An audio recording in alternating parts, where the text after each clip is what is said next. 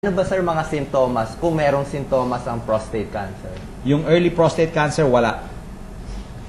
The only way malalaman yan sa pamamagitan ng rectal examination at dun sa blood examination na tinatawag nating PSA, Prostate Specific Antigen. Kung tayo po ay nasa mas mayaman na bansa, karaniwan po ng mga lalaki ngayon, kinukunan na po ng PSA, Prostate Specific Antigen, sapagkat dito, isang very sensitive blood tumor marker. Sa mga suso, mga cancer sa suso o sa ibang parte ng katawan, di ba, may mga blood tumor marker. Ang prostate, ang kagandahan dito, meron na rin siya. Prostate edad, specific.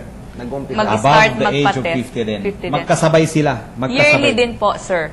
Yearly din. Kailangan isama sa yearly blood test nila. Yes. Sir, meron ako nabasa just 2 days ago, I think it's in the Philippine Star, Yes. na ang prostate-specific antigen, pati digital rectal exam, sabi sa isang study daw, hindi daw ganun ka-accurate.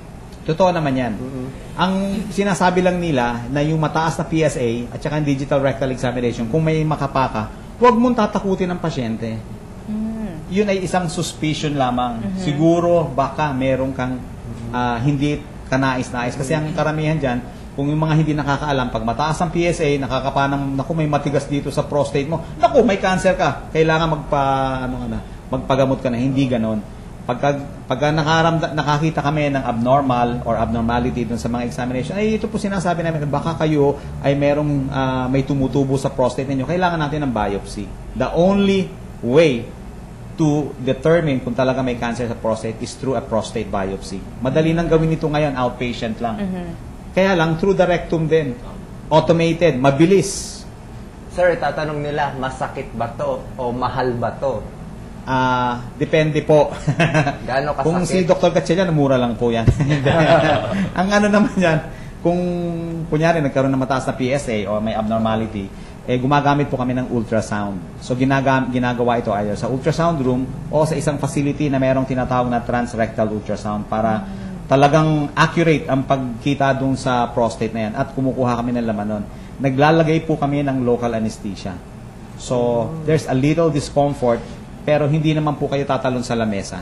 There's a little discomfort, mararamdaman ninyo yung pasok ng needle pero parang maliit na injection lang siya, para kang in-injectionan lang. Okay lang yun, Dr. Ed, kasi natiis naman nila yung pagtuli.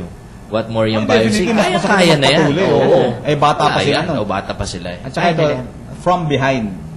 Doon sa rectum ginagawa. At padadala yun sa pathology, malalaman natin in few days hanggang 1 linggo para malaman kung talagang merong cancer sa prostate o wala. So, kailangan po yun. Sir, ano naman ang dahilan at ba't po nagkakaroon ng prostate cancer? Ano po ang causes? Magandang tanong yan. Alam mo, yung prostate cancer, supposedly, ngayon meron ng genetic. Katulad ng breast cancer, hinahalin tulad siya. Namamana, pwedeng mamana. So, kung yung mga ninuno natin, tatay mo, uncle mo, merong cancer sa prostate, pwedeng ikaw magkaroon ng cancer sa prostate. And that's the reason why, kapag may history ka ng ganyan, 45 years old pa lang, ini-examine ka na. So, medyo mas maaga? Yes. Ang gusto ko tanong kay Dr. Gatchalian, na sabi nyo kanina si Senator Rocco ay nagkaroon ng prostate cancer. Yes. At ang sabi nyo kanina, hindi ito mabilis lumaki. Bakit yung sa kanya ay naging gano'n? Kasi kay Senator Rocco, nung bata pa, nagkaroon na siya ng prostate cancer. Tapos nagamot, nakaligtaan niyang mag-follow up, and then nakalimutan niya altogether until nagkaroon siya ng mga simptomas. Ang prostate cancer kasi, kapag lumabas, kapag bata ka pa, below the age of 55, that is usually an aggressive tumor. Aggressive tumor. Kapag lumalabas yan, kapag mga elderly ka na, mga 65, 70 years old, hindi na siya as aggressive. Alam mo, gusto ko lang sabihin, sa mga Pilipino, huwag kayong matakot. Sapagkat ang prostate cancer, mababa ang incidence sa Asia. Pero number 1 pa rin. Excuse me, number 1 pa rin. Kaya lang kasi, ang mga Pilipino, ganito yan, sinusunod nila ang mga ways and eating habits ng mga yung foreigners. risk factors, paano tayo iiwas? Yung mga Hapon at saka yung mga Chinese, napakababa ng incidence nila ng prostate cancer. Bakit? Kasi kumakain sila ng soya at saka umiinom ng green tea. Na yun na ngayon ang sinasabi na kaya sila mababa ang incidence ng prostate cancer is because of that. Sir, pakiulit natin. Soya, taho, yung mga soya beans, yung mga tofu. Protein niya mataas. Protein, no? Pero ang inaano doon kasi yung mga enzymes na genistein at saka garistein na nakikita dito sa mga soya beans na to. At sa green tea, yung EGCG, epigallocatechate enzymes which prevent the conversion of certain enzymes that can decrease yung mga oxygen radicals and therefore decrease the incidence ng prostate cancer. So ito yung mga napansin nila sa mga Hapon.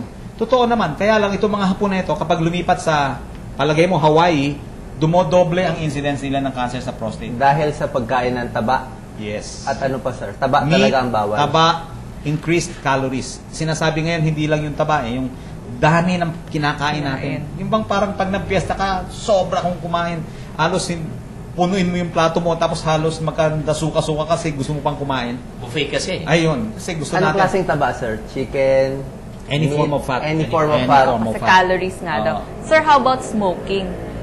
Yung smoking Risk hindi fac- masyado. hindi masyado. Hindi masyado.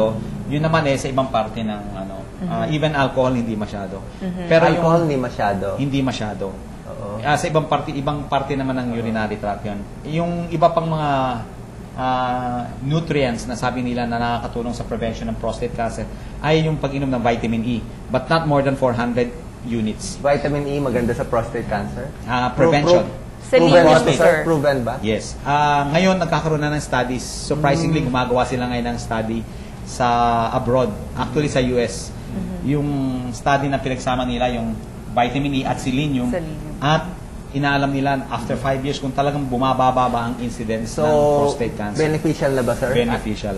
Kaya nga yung mga vitamins na may mga vitamin E, selenium, vitamin C, yan po ang mga binibigay kong mga vitamins sa mga pasyente. Selenium, 100 milliequivalents lang. Kayo, sir, personally, uminom ba kayo ng vitamins? Oo, kaya lang hindi araw-araw kasi minsan nakakalimutan ko Sir, yun nga, Yeah, Doc Willie, kasi napansin natin na last week, di ba sinabi natin vitamin E ang role sa cardiology, hindi na ganun ka. Oo. Tapos ngayon, nakikita natin yung pag-shift nung role nga ng vitamin E. Ngayon sa Para sa urology. prostate. Oh, pero For ito, cancer. hindi lang siya mag-isa, may combination naman. Vitamin E with selenium, sapagkat itong dalawang to ang nakita na pag pinagsabay, maganda ang effect nila sa prevention ng prostate cancer. Alam mo kasi, hindi naman siya talaga inimbestigahan Nagkataon lang na yung vitamin E ginagamit nila for the prevention of heart disease at saka prevention ng cancer sa ibang parte ng katawan. Nakita lang nila. Nakita nila. Ba't itong mga taong mababa ang incidence ng cancer sa prostate? So nagkataon lang. Ngayon, yun na ngayon ang tinitingnan nila.